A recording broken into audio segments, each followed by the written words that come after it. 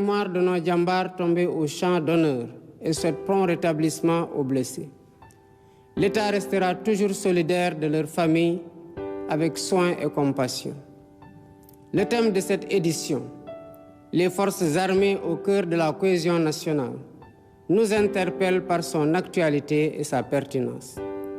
Il nous rappelle qu'au-delà du cérémonial, la fête nationale est surtout l'occasion d'une introspection individuelle et collective sur notre commun vouloir de vie commune.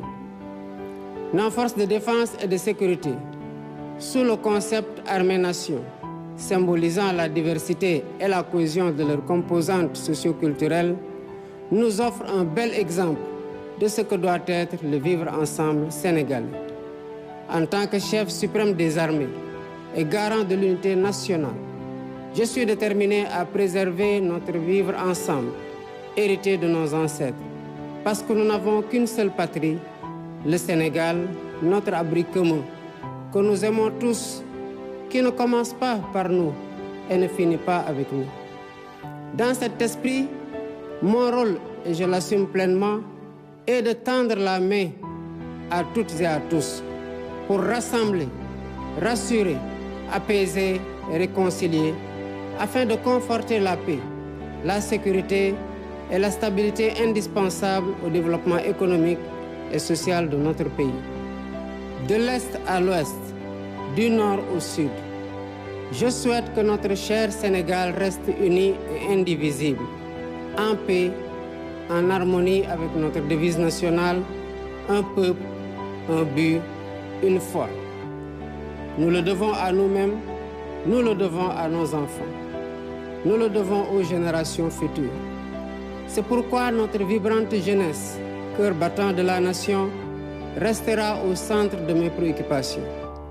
Chers jeunes du Sénégal, je fais mien vos rêves, vos aspirations et vos ambitions légitimes de réussir pour être utile à vous-même, à vos familles, à vos communautés et à votre pays. L'éducation, la formation au métier, l'emploi, l'entrepreneuriat des jeunes et des femmes restent des défis majeurs à relever. J'en ferai une priorité élevée des politiques publiques en concertation avec le secteur privé.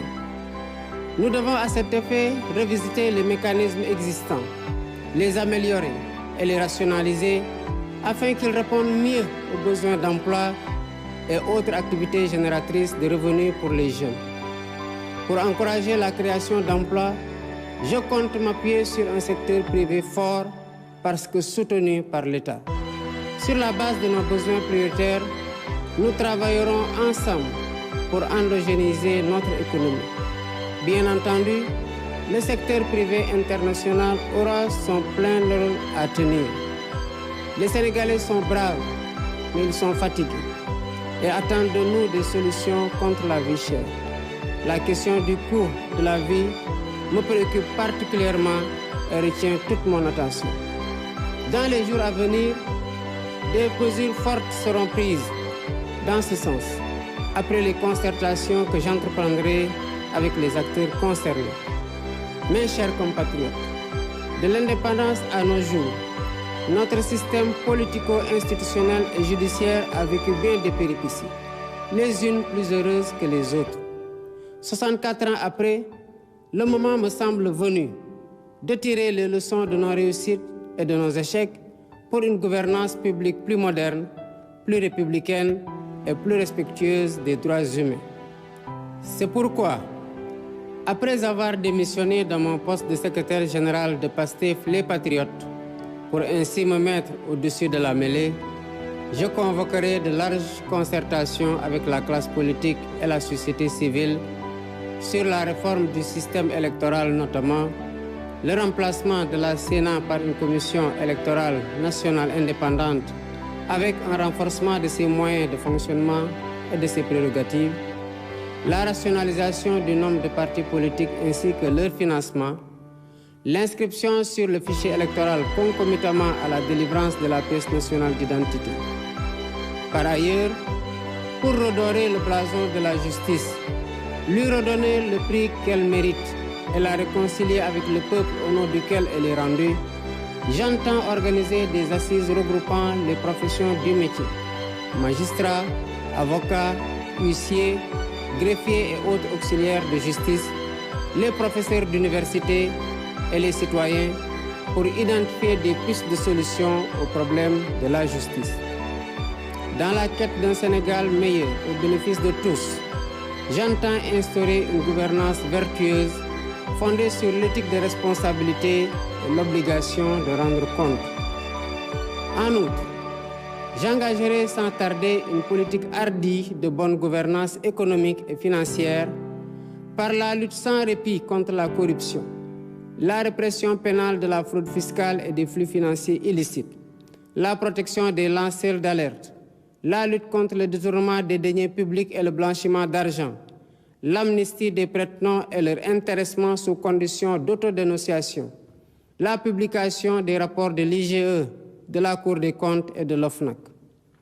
De même, l'exploitation de nos ressources naturelles qui, selon la Constitution, appartiennent au peuple, retiendra particulièrement l'attention de mon gouvernement.